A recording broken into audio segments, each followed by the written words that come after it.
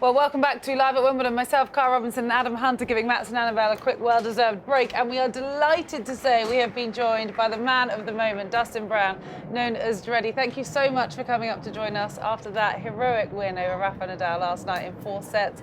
How are you feeling a day later? Has it sunk in? Yes, it does. First of all, thanks for having me. And yes, it has somewhat. Didn't sleep as much last night as I probably wanted to. I was pretty amped up still.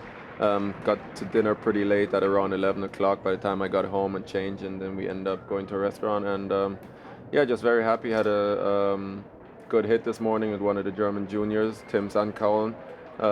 Was nice to just have a hit, and also with a familiar person that I know. And just had physio, massage, and yeah, now I'm here with you guys. Well, we're just going to look back now. Have you watched back Match Point yet? Match point I saw, yes. Just try and describe the emotions that were going on as you had the chance to serve out for victory over Rafael Nadal here at Wimbledon. Well, it was a little awkward. The game before I had match point already, and I left that volley through, and I was like, oh, I hope this doesn't come back to haunt me. And then I was just so happy that, yeah, you know, the first double fault, I was tight. I mean, I didn't tell anyone what I want, but the serve was in the bottom of the net. So after that, I was just like, you know, the aggressive playing is what got me here, so just keep doing that. And the next 3 points went really well, and then after it was done, I was like, just happy that that was finished. And now you've had time to reflect on the match. When you think back to it, have you got one moment what's the first memory that comes into your mind of the match? Is there a particular point or a moment that you remember? Probably walking out on the court. That's the first time I've actually been on the court. I don't even think I've watched a match live on the court before. They asked me like an hour or so before the match, like, you want to go out and see the court? I'm like, no, I don't want to do that. They're just, you know, I didn't know what was going to happen, but I thought, you know, when I walk on the court, it's probably better because I have things that I need to deal with anyways, you know, concentrating getting the match. So I thought it would be easier for me to deal with the court instead of going to see it before and then maybe freak out and have too much time to think about it. I want to talk to you about your style of play, because we saw a lot of serve and volleying from you yesterday, and you really rattled Rafa. You didn't allow him to get into a rhythm. He said that he didn't feel that he played 3 consecutive shots in a go, and that meant he didn't have as much confidence playing some of his typical forehand winners. So what was your preparation for this game? How much time did you put into preparing exactly the right game plan against the Spaniard? Well, I think what helped a lot is playing against him in Halle already and playing unbelievable last year and beating him there. So I knew that that's what I needed to do if I wanted to have a chance in this match.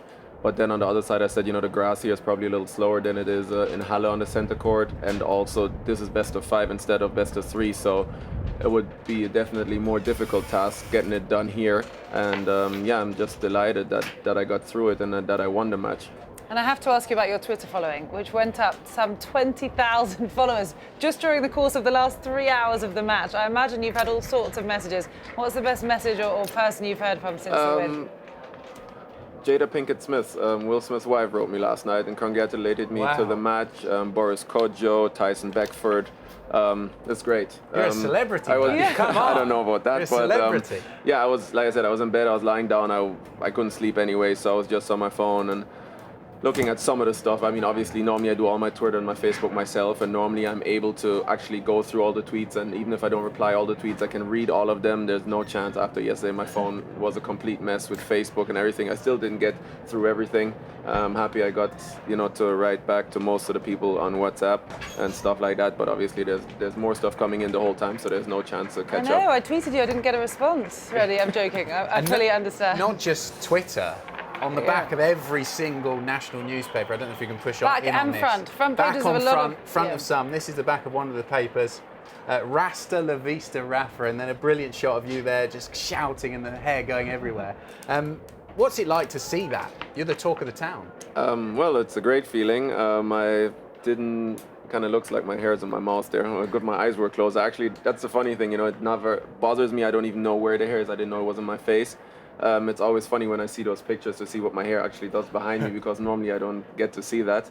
And yeah, it's a great feeling, but you know, it was nice last night to just relax and have that. But today I gotta, you know, try to focus again on the new match. And I've been here in the 3rd round before after beating Leighton, which was also a great result, and then couldn't put it together against Will playing Manarino.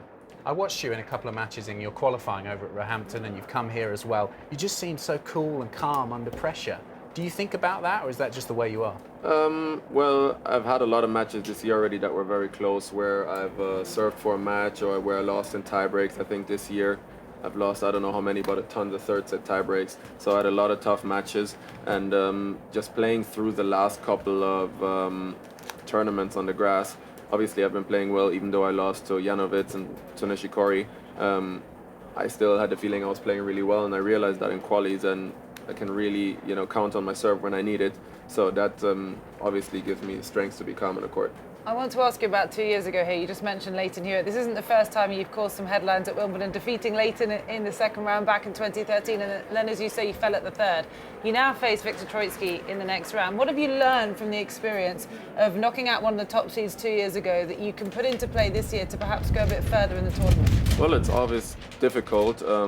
Victor and I have some history from last year. We played one time when he was just coming back in the Challenger in Genova on clay, which he won.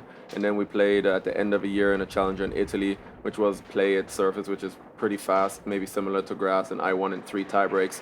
So I think me and him both know it's going to be a very tough match, and it probably just comes to a few points and see who can put it together better on that day.